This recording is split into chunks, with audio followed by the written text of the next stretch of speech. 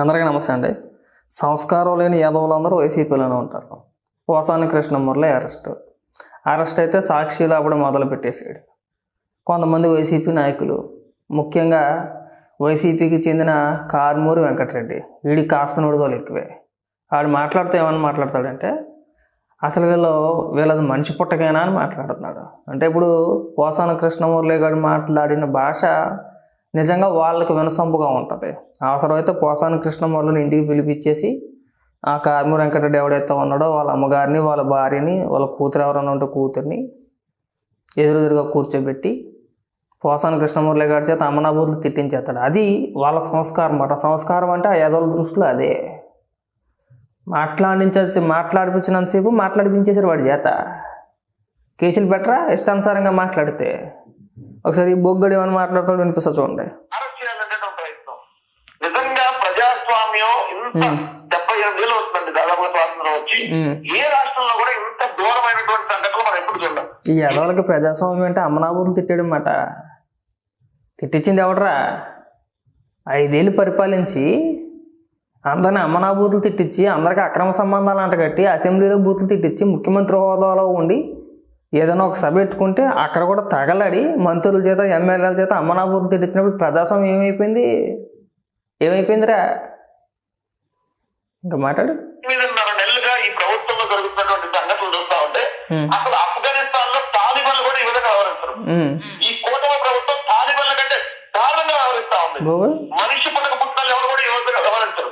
మరే నా కొడుకులకి మనిషి పుట్టకంటే ఏంటంటే, రేపు పని చేయి, నీకు అంత ఆనందంగా, ఆతృతగా, సంబరంగా ఉంటే కనుక పోసాని కృష్ణమురళి చేత మీ ఇంట్లో ఉన్న ఆడవాళ్ళని తిట్టించేసుకో.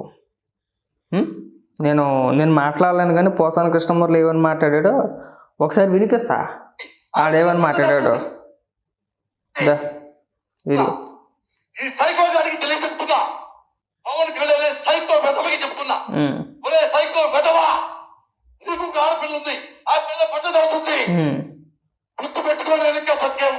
ఏమంటారు దాని అర్థమా?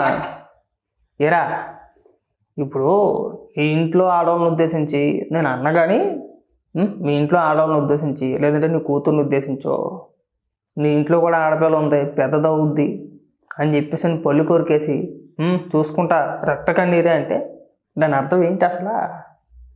అడిగేం చెప్పదలుచుకున్నాడురా? ఈ పోరమొగ్గాడు ఇంకా మాట్లాడుతూ పవన్ కళ్యాణ్ గారిని ఉద్దేశించి, నువ్వు సినిమా షూటింగ్కి వెళ్ళినప్పుడు అనకూడదు పాపమేమో, మీ భార్య పని వాళ్ళతో అక్రమ సంబంధం పెట్టుకుంది, నీకు పుట్టిన పిల్లలు కూడా పని వాళ్ళకే పుట్టారంట, ఈ ఎదవ మాట్లాడింది. నువ్వు మాట్లాడిపించేసుకోండి. మీకు అంత ఆనందంగా, అంత ఆతృతగా, అంత ఇదిగా ఉంటే అదే అక్రమ సంబంధం లేదు మీ కొంపల్లో ఉన్న ఆడవాళ్ళకి అంట కట్టించేసి మీరు తిట్టించేసుకోండి, సంబరపడుకోండి. ఒక పూట భోజనం పెట్టి పోసాని కృష్ణమురళికి పట్టు వస్త్రాలు ఏమైనా ఉంటే పట్టు వస్త్రాలు పెట్టి సన్మానించి, పోసాని కృష్ణమురళి కాళ్ళకి మీ కుటుంబంలో ఉన్న ఆడవాళ్ళు అందరి చేత కూడా పోసాని కృష్ణమురళి కాళ్ళు ముక్కించి కడిగించి ఆ నీళ్ళు నెత్తిన చల్లేసుకోండి. అంత ఆనందంగా ఉంటే మీ కొంపల్లో ఉన్న ఆడవాళ్ళని తిట్టించేసుకోండి సార్.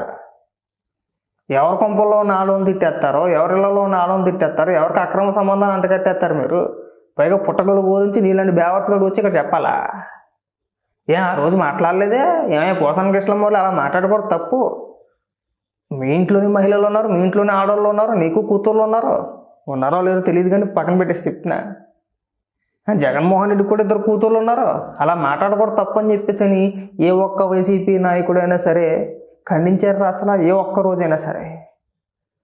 అంటే వీళ్ళ దృష్టిలో మనిషి పుట్టకంటే ఏంటంటే తల్లి లేదు, చెల్లి లేదు, కుటుంబ సభ్యులు లేరు, లేడీస్ లేరు, మహిళలు లేరు, ఎవరు లేరు మాట. ఇంకా అందరిని అమనాభూతులు తిట్టేయడం మాట వీళ్ళ దృష్టిలో మనిషి పుట్టకంటే. అంతేనా?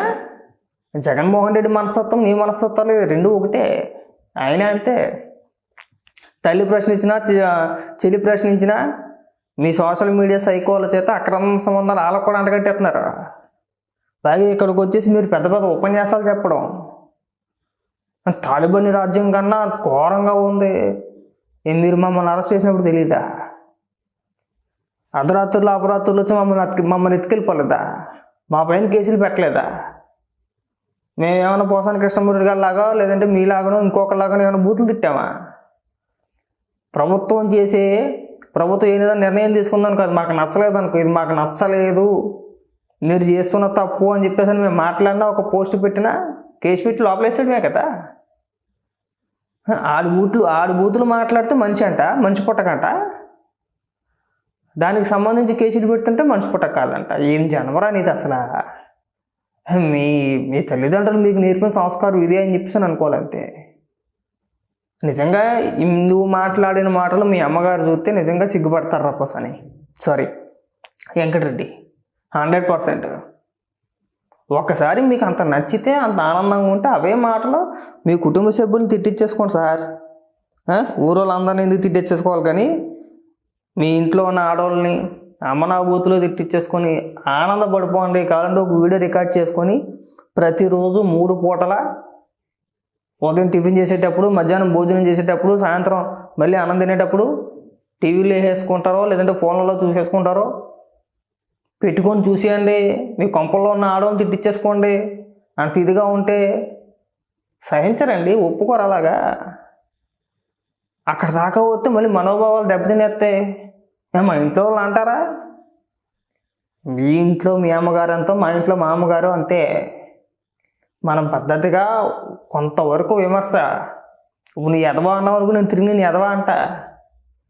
నువ్వు అంతకు మించి రెచ్చిపోయావు అనుకో, నీ స్థాయికి మేము దిగజారిపోం కదా. ఆ ఎదవ సంస్కారం అంతేలేరని చెప్పేసి వదిలేస్తాం. అధికారంలో ఉన్నట్టు రెచ్చిపోతున్నారని చెప్పి అనుకుంటాం. అధికారం మారిన తర్వాత పరిస్థితులు వేరేగా ఉంటాయి. ఎప్పుడు ఒకేలా ఉంటాయంటే ఎలాగండి?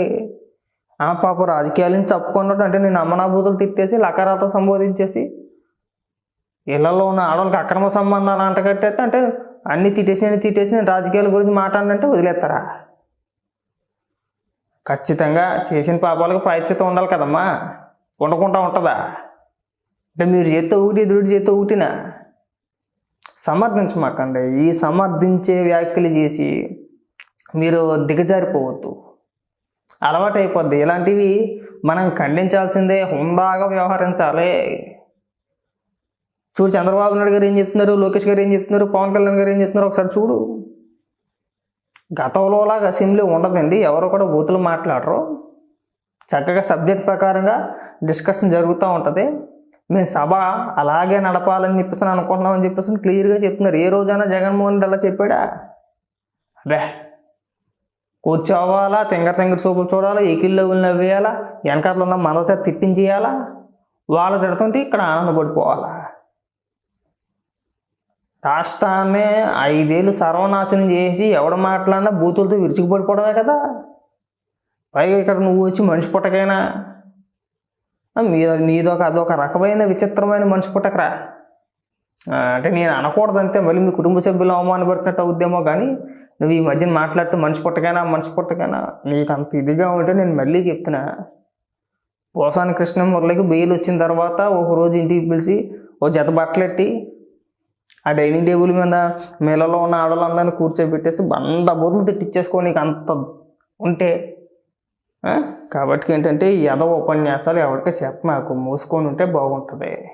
ఏం కదా అనుభవిస్తాడు. ఆరోగ్యం బాగాలేదు, ఆరోగ్యంగా లేడు తెలియాలి. మనం మాట్లాడేసినప్పుడు తెలియాలి. అన్ని రోజులు ఒకేలా ఉండవు, పరిస్థితులు మారచ్చు, మారిన రోజులు మనకు సిక్కేస్తారని చెప్పి తెలియాలి ఆడికి అది తెలియలే. అది తెలియకుంటే ఇక్కడికి వచ్చేసి ప్రతి ఒక్కడు ఏదో ఉపన్యాసాలు చెప్పాడమే, ఎవడు పడతాడని మాట్లాడాడమే. ఈ డమ్మా బుష్కవర్లు చెప్పమాకండి.